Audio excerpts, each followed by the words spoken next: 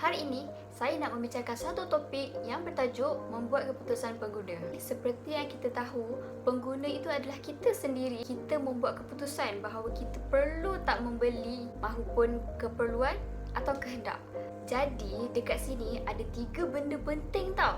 Yang pertama, kita sebagai pengguna ingin menjelaskan apa keputusan yang kita nak buat. Kedua, untuk menjelaskan tahap pembuatan keputusan pengguna. Ketiga, untuk menerangkan proses membuat keputusan pengguna. Jadi, sejauh mana pilihan berdasarkan 2 atau lebih alternatif? Kita tak tahu. Terdapat 3 tahap pembuatan keputusan pengguna. Yang pertama, penyelesaian masalah yang luas. Maksudnya kat sini, apabila berlakunya pembelian pengguna adalah produk yang mahal, penting seperti kereta, rumah. Sebab itulah kita perlu lebih banyak masa untuk mengumpul maklumat. Contohnya, kalau kita beli rumah, kita adalah pengguna yang baru, kita tak tahu macam mana nak beli rumah. Kita ada beberapa solusi yang kita boleh tangani. Yang pertama, kita boleh tanya kepada ahli keluarga kita. Yang kedua, semuanya di hujung jari, kita boleh Google je. Tahap yang kedua, penyelesaian masalah terhad. Membeli versi produk baru dan terkini.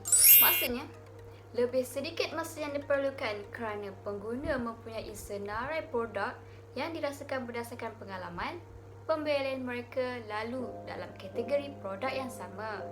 Contohnya macam makanan. Sekarang ni apa yang trend? Biscoff cheesecake? Betul tak? Sebab tu kita kena buat senarai supaya kita boleh bandingkan mana yang sesuai untuk membuat bahan ini. Kalau tak sesuai, macam mana nak buat? Tak sedaplah nanti. Tahap yang ketiga iaitu tingkah laku, tindak balas yang terperinci. Maksudnya kat sini adalah produk yang murah dan rendah. Sabun, ubat gigi, pencuci muka. Ada 7 proses membuat keputusan pengguna. Yang pertama iaitu perlu pengiktirafan. Pengguna mengenali dan berusaha memenuhi keperluan atau kehendak mereka. Ada 2 jenis keperluan, keadaan sebenar dengan keadaan yang diinginkan. Keadaan sebenar, produk yang memuaskan. Contohnya, makanan, ubat-ubatan. Yang kedua, keadaan yang diinginkan iaitu dikehendaki membeli produk yang baru. Contohnya, kalau kasut dah koyak ke, baju dah lusuh. Kedua, iaitu pencarian maklumat. Ada 2 jenis memperoleh pengetahuan. Yang pertama iaitu carian dalaman, memori. Kita cakap dalam diri kita je. Contohnya macam kita nak beli pencuci muka ni. Jadi, yang mana sesuai? Yang ni ke ni? Sebab kita sebelum ni asyik bertukar-tukar pencuci muka. Jadi, kita kena tahu yang mana sesuai untuk kulit kita. Yang kedua iaitu carian luaran. Carian sebelum pembelian dan carian berterusan. Contohnya, Google. Kita tengoklah mana bahan yang sesuai untuk kulit muka kita. Kalau sesuai, kita beli. Kalau tak sesuai, kita janganlah beli. Nanti boleh rosak muka kita. Jadi kita tengok dulu bahan mana yang sesuai. Ketiga adalah penilaian alternatif. Maksudnya kat sini adalah pilih sebilangan alternatif yang tersedia untuk pengguna. Bergantung pada penilaian yang sudah ada sebelumnya atau kita buat penilaian baru. Sebelum ni, saya pernah pakai Mary Kay, tapi lambat untuk memberi keputusan kepada kulit muka kita. Tetapi, dengan penggunaan Eucerin, ia mengambil masa beberapa minggu saja untuk merawat kulit saya. Atau juga, kita boleh setia kepada yang satu. Yang keempat adalah pembelian. Untuk membeli atau tidak beli. Contohnya, kalau barang dah habis, kita perlu beli.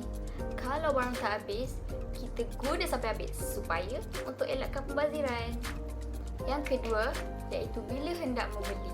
Maksudnya, pencuci muka kita dah nak habis, kita boleh beli awal supaya bila dah habis, kita boleh terus guna yang kita dah beli.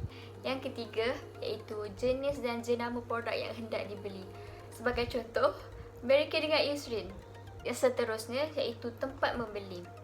Contohnya, kalau insulin terdapat di Watson, Guardian atau farmasi. Kalau Mary Kay, contohnya di Instagram. Okey, seterusnya adalah cara pembayaran. Terdapat dua cara pembayaran di zaman ini. Adalah yang pertama, kalau kita pergi ke kedai, kita boleh terus membayar di kaunter. Atau pembelian di Shopee, kita hanya buat pembelian atas talian. Senang kan? Yang kelima iaitu penggunaan. Penggunaan produk oleh pengguna. Dua kategori pengguna, pengguna dan bukan pengguna. Pengguna iaitu mereka yang menggunakan produk itu. Sebagai contoh, saya adalah pengguna Eucerin. Jadi saya menggunakan produk ini. Yang keenam adalah penilaian penggunaan pasca. Menilai penggunaan dan membandingkan prestasi produk dengan jangkaan pengguna. Ada 3 kemungkinan hasil. Yang pertama iaitu kita puas apabila kita menggunakan produk itu. Yang kedua, atau kita tidak puas. Kalau kita tidak puas, ia tidak membuahkan hasil kepada kita. Yang ketiga iaitu kita gembira. Kita boleh menjadi pengguna tetap kepada sesuatu produk itu. Yang terakhir iaitu pelupusan. Tindakan untuk membuang produk. Maksudnya pelupusan kita semula atau pemasaran semulanya. Kalau produk itu membuahkan hasil kepada kita, jadi kita gunalah sampai habis. Janganlah membazir. Kalau tak sesuai, kita cuba alternatif lain. Sama ada kita menjual kepada orang lain dengan harga yang murah atau kita bagi kepada adik-beradik kita yang sesuai. Akhir sekali, kita sebagai pengguna kenalah ada keputusan untuk membeli atau tidak membeli yang memberi manfaat kepada diri kita.